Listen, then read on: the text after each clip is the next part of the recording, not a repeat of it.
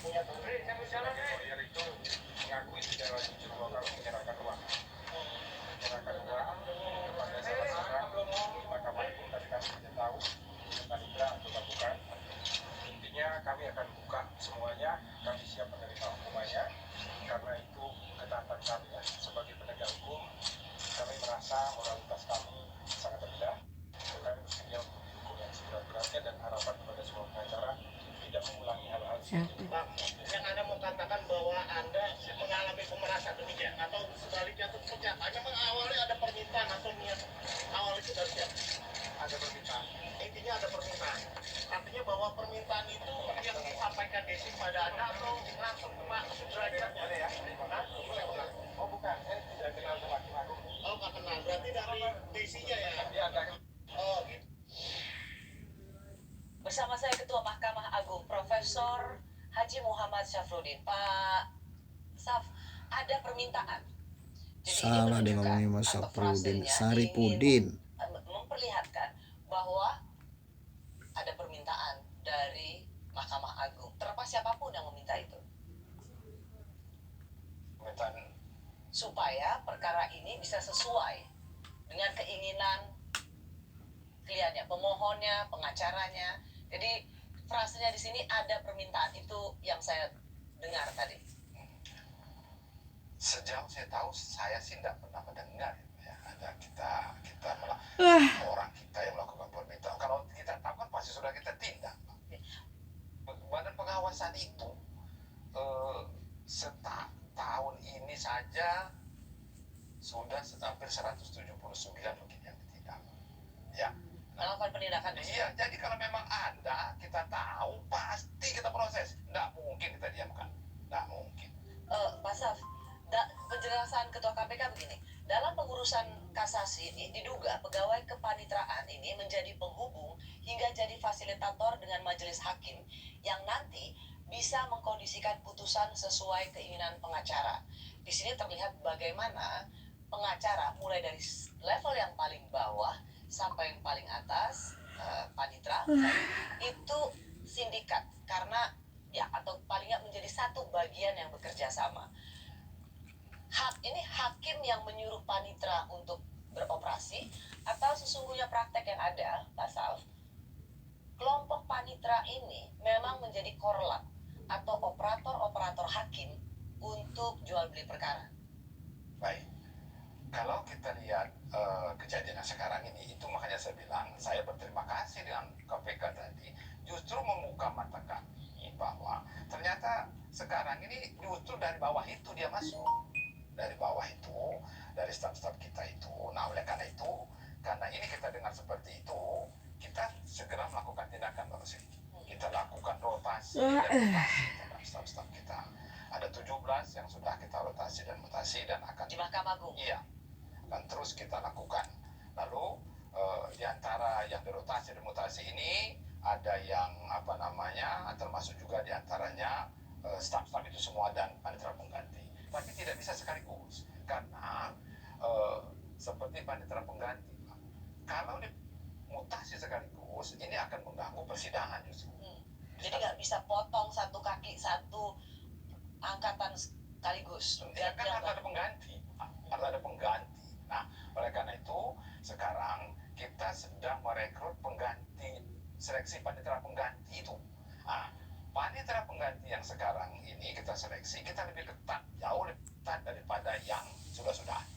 Kita meminta rekam jejak dari kita sendiri, dari Badan Pengawasan, dari Komisi Yudisial, dari KPK juga, dan dari PPATK, serta kita melakukan analisis LHKPN, dan kita juga meminta pendapat daripada pimpinan calon itu, yaitu kepada ketua tingkat pertama dan ketua tingkat bandingnya, sejauh mana pengamatan mereka integritas terhadap calon ini. Nanti setelah ini masuk dan sudah mendapat pendidikan, nah ini baru akan kita mutasi yang ada di dalam ini, menggantikan itu. Pak, tadi saya kan panitra, sebenarnya itu cerita lama sih Pak. Panitra itu bagian dari kelompok yang ikut jual beli perkara. Bahkan sering ada yang bilang, wah ya deketin aja panitranya untuk bisa dapat ke hakimnya atau majelis hakimnya. Tadi Bapak mengatakan bahwa dua hakim ini nggak ada, track record yang terima masukannya, yaitu eh, untuk 2 temuan Hakim Agung Sudrajat Dimyati juga Gazalba itu. Ya. Tetapi Pak, publik mencatat bahwa Hakim Agung Sudrajat Dimyati ini dia pernah punya kasus yang cukup besar. Dia ingin jadi hakim agung, calon hakim agung. Ada insiden soal mencoba melobi Komisi 3 di toilet waktu itu. Dan kemudian batal jadi hakim agung. Tapi kemudian coba lagi dan jadi hakim agung. Kan seharusnya ini sudah jadi jejak awal bagaimana Mahkamah Agung tidak lagi menerima kualitas hakim yang coba-coba bermain hanya untuk mendapatkan ambisinya sebagai hakim agung. Ya, baik Pak Rosi. Jadi sekarang proses seleksi Hakim Agung ini berbeda dengan dulu. Jadi proses seleksi Hakim Agung ini itu mendaftarnya ke Komisi Yudisial. Jadi di Komisi Yudisial inilah diseleksi, kemudian terus dari seleksi Komisi Yudisial diteruskan ke DPR. Nanti bukan di DPR, mana yang terus di DPR, lalu Presiden, kemudian menjadi SK. Itulah yang kita terima. Paham Pak, tapi apa? Jadi kita tidak bisa Katakan menolak. awal. Maksud saya kita tidak bisa menolak yang sudah dilulus. Oh, kita tidak bisa, oh jangan yang ini, tidak bisa. Kita harus menerima apa yang sudah lulus itu. Nah, dan itu ada di KI. iya, yang melakukan seleksi awal, penerimaan itu seleksinya ada di Komisi Yudisial. Ya, nah kita hanya menerima, dan yang saya maksudkan tadi selama beliau menjadi hakim agung, nah itu yang saya tidak temuan itu. Nah, terhadap yang Pak, temuan soal misalnya main perkara, terima duit Pak. Tapi apakah bisa temuan itu juga atau stats atau seleksi atau lihat hakim yang baik itu dilihat dari vonisnya. Misalnya Gazalba ini Pak, ini kan betul-betul perbincangan yang sangat trending di masyarakat melalui sosial media. ya. Ketika ia menjadi salah satu majelis dalam perkara korupsi mantan Menteri KKP, dalam pertimbangannya disebutkan bahwa ia sudah menjalankan, bahwa terdakwa sudah menjalankan tugasnya sebagai menteri dengan baik, sehingga itulah yang membuat ia mendapat keringanan hukuman. Ya. Ada pertimbangan-pertimbangan hakim yang dianggap tidak masuk akal. Nah, masa yang kayak gini Pak Saf tidak melihat vonis hakim sebagai mahkota seorang hakim itu sesuatu yang harus dilihat. Ini hakim benar nggak memberikan vonis? Ya, betul. Yang pertama, Pak Rosi, hakim itu memang bertanggung jawabnya kan pada Tuhan Yang Maha Esa. Lalu, saya sebagai pimpinan, saya juga sudah memberikan rambu-rambu bagi hakim ini agar bisa memberikan putusan yang proporsional, yang ada kepastian hukumnya, dan konsisten. Nah, inilah yang harus dipatuhi oleh hakim-hakim saya, hakim-hakim bukan hakim-hakim agung, hakim-hakim yang lain. Nah, panduan-panduan inilah yang harus diterapkan, yang harus dipertanggungjawabkan. Apakah sesuai perasaan itu dengan proporsi yang ada? Apakah ada kesatuan, kepastian hukum dan konsisten ya dalam menentukan besarnya hukuman yang dijatuhkan itu? Ya, karena sering sekali pertimbangan yang diberikan hakim itu nggak masuk akal, Pak. Ya. Tidak masuk akal seorang menteri dihukum dan dijatuhin vonis, kemudian pertimbangan baiknya adalah karena dia sudah menjalankan dengan baik tugasnya sebagai menteri. Kalau dia menjalankan tugasnya sebagai menteri dengan baik, dia tidak akan korupsi. Atau pertimbangan hakim yang mengatakan bahwa ia sudah dibully oleh masyarakat sehingga itu menjadi pertimbangan hakim. Mendengar penjelasan hakim seperti itu membuat masyarakat marah sih Pak. Iya. Dan itu menjadikan vonis dikurangi gitu. Ya. Ada apa dengan hakim-hakim kita? Ya. Jadi pimpinan ini sudah memberikan rambu-rambu yang saya sebutkan tadi, Pak Mas.